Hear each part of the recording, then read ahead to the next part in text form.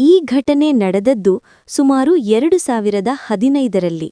ನನ್ನ ಗೆಳೆಯ ಸುರೇಶ ಬೆಂಗಳೂರಿನಿಂದ ಬೆಳಗಾವಿಗೆ ತನ್ನ ಕಾರಿನಲ್ಲಿ ಹೊರಟಿದ್ದ. ಅವತ್ತು ಕೆಲಸದ ಒತ್ತಡದಿಂದಾಗಿ ಹೊರಡುವುದು ತಡವಾಗಿತ್ತು. ಧಾರವಾಡ ದಾಟುವಾಗ ರಾತ್ರಿ ಸುಮಾರು 1:30 ಆಗಿತ್ತು.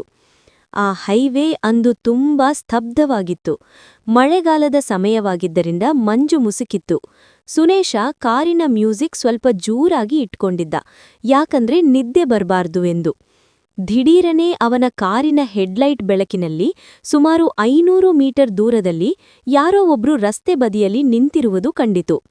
ಹತ್ತಿರ ಹೋಗುತ್ತಿದ್ದಂತೆ ಕಂಡಿದ್ದು ಒಬ್ಬಳು ಸುಮಾರು 20-22 ವರ್ಷದ ಯುವತಿ.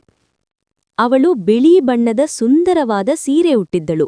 ಕೈಯಲ್ಲಿ ಒಂದು ಹಳೆಯ ಕಾಲದ ಟ್ರಂಕ್ ಇತ್ತು. ಇಷ್ಟು ರಾತ್ರಿ ಈ ಕಾಡಿನ ಹಾದಿಯಲ್ಲಿ ಒಬ್ಬಳೇ ಹುಡುಗಿ ನಿಂತಿರುವುದನ್ನು ನೋಡಿ ಸುರೇಶನಿಗೆ ಆಶ್ಚರ್ಯ ಮತ್ತು ಸ್ವಲ್ಪ ಅನುಕಂಪ ಉಂಟಾಯಿತು. ಅವನು ಗಾಡಿ ನಿಲ್ಲಿಸಿದ.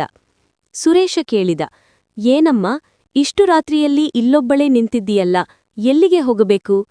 ಆಕೆ ಹೇಳಿದಳು ಬಹಳ ಮೃದುವಾದ ಧ್ವನಿಯಲ್ಲಿ, ಮುಂದಿನ ಹಳ್ಳಿಯ ರೈಲ್ವೆ ಕ್ರಾಸ್ ಹತ್ತಿರ ಬಿಡ್ತೀರಾ? ನನ್ನ ಮನೆಯವರು ಅಲ್ಲಿ ಕಾಯ್ತಾ ಇದ್ದಾರೆ. ಸುರೇಶ ಸರಿ ಎಂದು ಅವಳನ್ನು ಕಾರಿನಲ್ಲಿ ಕುಳಿತುಕೊಳ್ಳಲು ಹೇಳಿದ. ಅವಳು ಕಾರಿನ ಮುಂದಿನ ಸೀಟಿನಲ್ಲಿ ಕುಳಿತುಕೊಂಡಳು. ಅವಳು ಕಾರಿನೊಳಗೆ ಕುಳಿತ ತಕ್ಷಣ ಕಾರಿನ ಎಸಿ ಹಾಕದಿದ್ದರೂ ವಿಪರೀತ ಚಳಿ ಶುರುವಾಯಿತು. ಅಷ್ಟೇ ಅಲ್ಲ, ಒಂದು ರೀತಿಯ ಹಳೆಯ ಹೂವುಗಳ ಅಥವಾ ಸುಗಂಧದ ವಾಸನೆ ಕಾರಿನ ತುಂಬೆಲ್ಲ ಹರಡಿತು. ಸುರೇಶ ಕನ್ನಡಿಯ ಮೂಲಕ ಅವಳನ್ನು ನೋಡಲು ಪ್ರಯತ್ನಿಸಿದಾಗ ಅವಳು ತಲೆ ತಗ್ಗಿಸಿ ಕುಳಿತಿದ್ದಳು. ಸುರೇಶ ಮಾತು ಶುರು ಮಾಡಿದ. ನಿಮ್ಮ ಮನೆಯಲ್ಲಿ ಇಷ್ಟು ಹೊತ್ತಿನಲ್ಲಿ ಯಾಕೆ ಹೊರಗೆ ಬಂದಿರಿ ಎಂದು ಕೇಳಿದ. ಆದರೆ ಅವಳಿಂದ ಯಾವುದೇ ಉತ್ತರ ಬರಲಿಲ್ಲ. ಅವಳು ಸುಮ್ಮನೆ ಕಿಟಕಿಯ ಹೊರಗೆ ನೋಡುತ್ತಿದ್ದಳು. ಸುಮಾರು 10 ಕಿಲೋಮೀಟರ್ ಹೋದ ಮೇಲೆ ರೈಲ್ವೆ ಕ್ರಾಸ್ ಬಂದಿತು. ಸುರೇಶ ಗಾಡಿ ನಿಲ್ಲಿಸಿ, ಅಮ್ಮ, ನಿಮ್ಮ ಜಾಗ ಬಂತು ನೋಡಿ ಎಂದ. ತಿರುಗಿ ನೋಡಿದ ಸುರೇಶನಿಗೆ ಒಂದು ಕ್ಷಣ ಉಸಿರು ನಿಂತಂತಾಯಿತು. ಸೀಟು ಖಾಲಿ ಇತ್ತು. ಕಾರಿನ ಬಾಗಿಲು ತೆರೆದಿರ್ಲಿಲ್ಲ, ಲಾಕ್ ಕೂಡ ಹಾಗೆಯೇ ಇತ್ತು. ಆದರೆ ಆ ಹುಡುಗಿ ಅಲ್ಲಿರ್ಲಿಲ್ಲ. ಅವಳು ತಂದಿದ್ದ ಟ್ರಂಕ್ ಕೂಡ ಮಾಯವಾಗಿತ್ತು. ಸುರೇಶನಿಗೆ ಬೆವತು ಹೋಯಿತು. ಗಾಬರಿಯಿಂದ ಕಾರಿನಿಂದ ಕೆಳಗಿಳಿದು ಸುತ್ತಲೂ ನೋಡಿದ.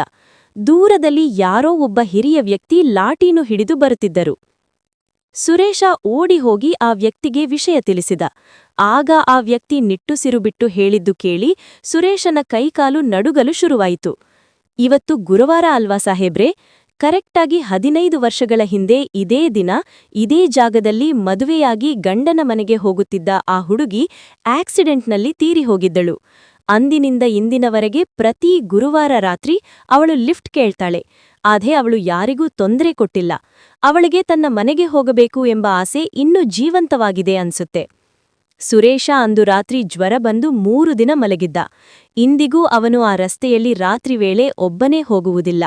ಈ ಸ್ಟೋರಿ ನಿಮ್ಗೆ ಇಷ್ಟ ಆಗಿದ್ರೆ ಪ್ಲೀಸ್ ನಮ್ಮ ಚಾನೆಲ್ ಅನ್ನು ಲೈಕ್ ಮಾಡಿ, ಶೇರ್ ಮಾಡಿ, ಸಬ್ಸ್ಕ್ರೈಬ್ ಮಾಡಿ.